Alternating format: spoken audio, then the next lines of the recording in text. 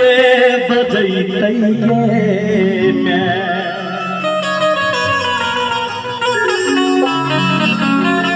एक भक्त माँ शारदा भवानी से कह छथिन हे जननी हे ब्रह्मानी हे विद्यादायिनी हंस पर सवारा मैं के बिना के बजैतै गे मैं के बिना के बजैतै गे मैं ताली बजते न हरिंदर जी जो ताली कर कर आ गए बोले सच्चे दरबार की कहा गया है जो वो फूल ही क्या जिसमें डाली न हो वो बाग ही क्या जिसमें माली न हो और वो भगवान का दरबार ही क्या जिसमें आप भक्तों का ताली न हो कि मैं बैठल मैया गया नो भवन मोगे बैठल मैया नो भवन मोगे हंस पर सवार के बजैतै गे मैं के बिना के बजैतै गे मैं बैठल मैया गया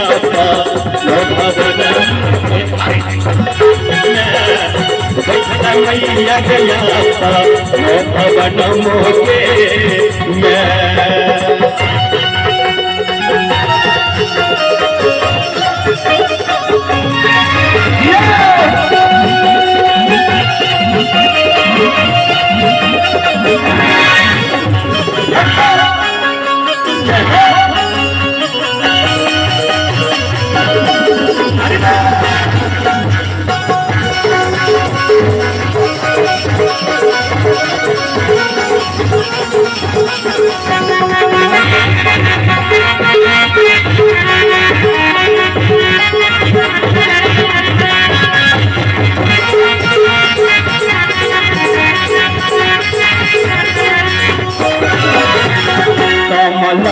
के फुलावा सो भक्ते योगे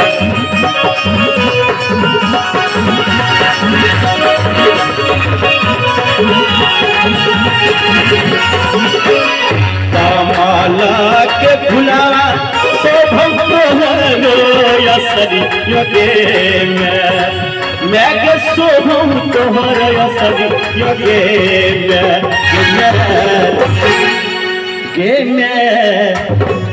बैठल मैया भवन मोगे बैठल मैया नो भवन मोगे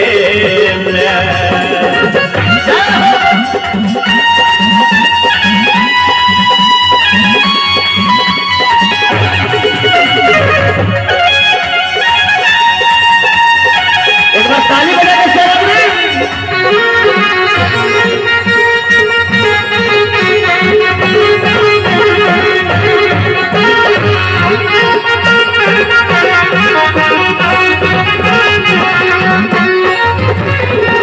विद्या के देवी मैया सरस्वती कहला बगे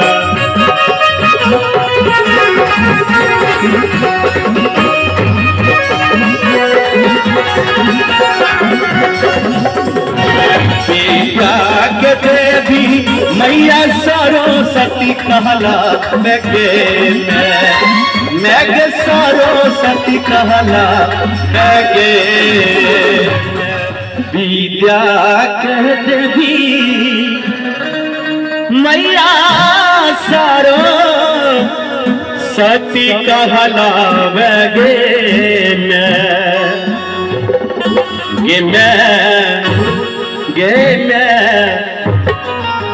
भूल लगे अछरिया कनठ बसई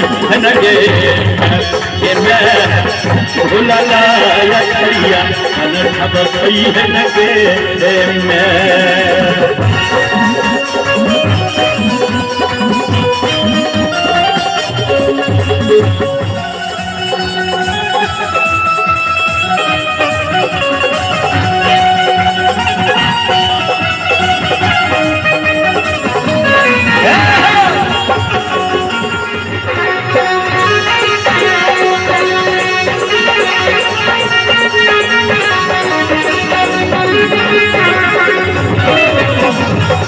कोई चारी भक्ता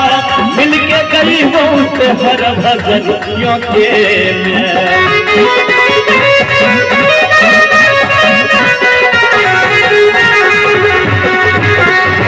कोई चारी भक्ता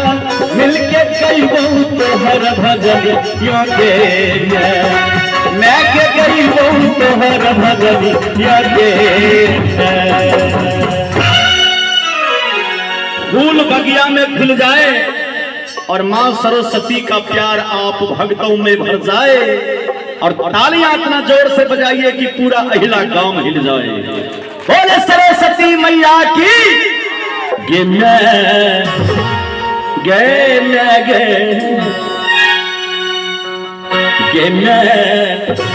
बैठला मैया नौ भवन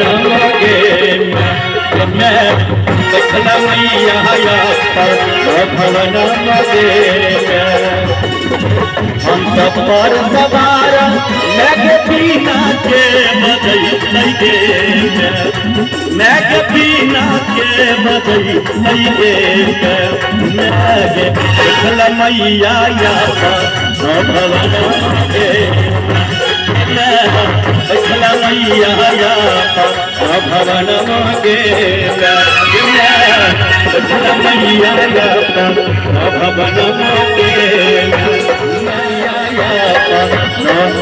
भवन